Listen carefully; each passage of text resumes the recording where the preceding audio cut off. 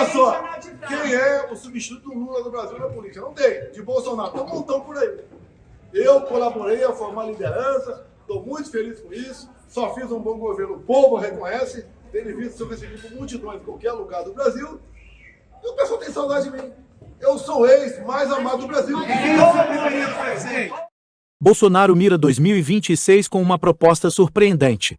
Durante conversas recentes, ele acenou para Temer como uma possível escolha de vice em sua chapa presidencial. A aliança entre Bolsonaro e o ex-presidente pode gerar uma reviravolta inesperada no cenário político brasileiro, unindo bases opostas em busca de uma vitória nas próximas eleições. Essa parceria tem grandes implicações, mas será que os candidatos estão prontos para ver Bolsonaro e Temer lado a lado na corrida presidencial?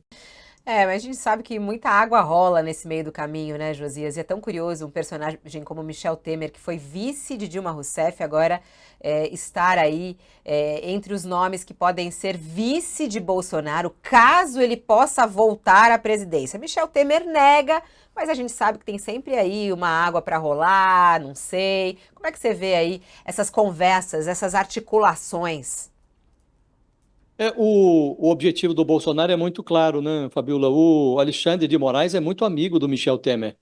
Então, quando o Bolsonaro diz, olha, se eu fosse candidato, o Temer seria uma hipótese de vice, quando ele admite essa hipótese, ele está fazendo um aceno para o Alexandre de Moraes. Olha como eu sou bonzinho, como eu sou contemporizador, posso colocar na vice um amigo seu. Quando o Sakamoto lembrou, o 7 de setembro de 2021, quando ele fez aquela lambança na Avenida Paulista, chamando o Alexandre de Moraes de canalha, alguém recomendou a ele que procurasse o Temer, porque fechou o tempo do Bolsonaro com o Supremo, especialmente com o Alexandre de Moraes, e ele foi ao Temer não por acaso, porque ele é amigo do Alexandre de Moraes, nomeou o Alexandre de Moraes ser o ministro da Justiça, e aí fizeram aquela carta, uma carta que apresentava uma ficção, que era um Bolsonaro moderado.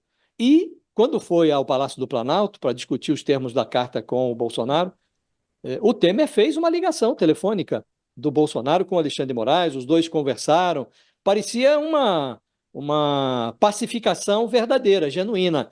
Depois o Bolsonaro voltou a chutar o balde inúmeras vezes. E o Michel Temer é um político do tipo, um político à antiga, aqueles tecelões da política que articulam nos bastidores. O estilo dele é a antítese de tudo que é representado pelo Bolsonaro em termos de política. O Bolsonaro é de chutar o balde, o Temer é de costurar nos bastidores, né? Ele não seria vice do Bolsonaro, mas nem que o Bolsonaro fosse o mais favorito dos candidatos. Ele, inclusive, depois que o Bolsonaro fez essa presepada com ele, simulou uma contemporização com Alexandre de Moraes e depois voltou a chutar o balde, ele mantém um distanciamento protocolar. Mas o objetivo do Bolsonaro é muito nítido, é mostrar ao Alexandre de Moraes que, se ele alivia a situação, o Bolsonaro é capaz de moderar o seu comportamento, o que todos sabem, inclusive o Alexandre de Moraes, que não vai acontecer, né? Flávio Bolsonaro também deixou claro: o plano A para 2026 é o pai, Jair Bolsonaro, e o plano B continua sendo o plano A.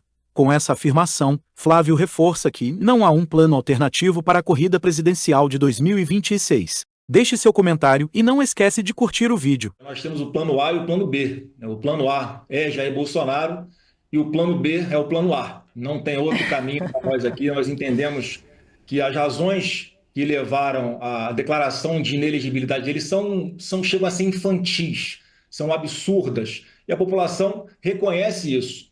Muito do que aconteceu com o Trump, o resultado lá, Débora, acho que tem a ver com a perseguição que ele sofreu.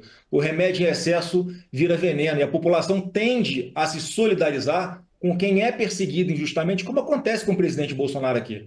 Ele não roubou ninguém, não tem atos de corrupção no seu governo, ele enfrentou uma pandemia, enfrentou consequências da guerra da Rússia com a Ucrânia, a maior crise hídrica nos últimos 92 anos no Brasil, desastres ambientais, e ainda assim entregou um Brasil com superávit de mais de 52 bilhões de reais para o Lula, algo que nunca tinha acontecido nesse país, e óbvio que ele deixa um legado, em especial de retirar do armário essa direita, de resgatar o sentimento de patriotismo e tantos outros legados que não vão se perder com essa perseguição que sofre Bolsonaro. Pelo contrário, muitos brasileiros, onde eu vou, em qualquer lugar do Brasil, que frequentam classe A, B, C, D e E, é unânime o carinho, o reconhecimento do presidente Bolsonaro. Então, acho que a bola, mais uma vez, como sempre esteve, Débora, está com o Supremo, de desfazer uma injustiça. Se eles descondenaram Lula, depois de tudo que ele fez, de toda a roubalheira que ele liderou aqui nesse Brasil num passado muito recente,